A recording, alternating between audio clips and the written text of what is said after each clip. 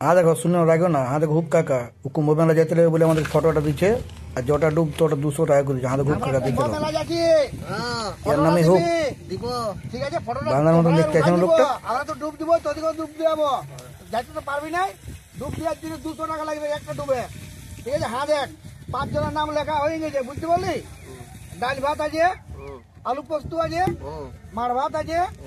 আর পান্তা ভাত আছে মানে বিয়া ভাত আর তুই যদি দিস তাগু ভাত হবে ঠিক আছে যাবি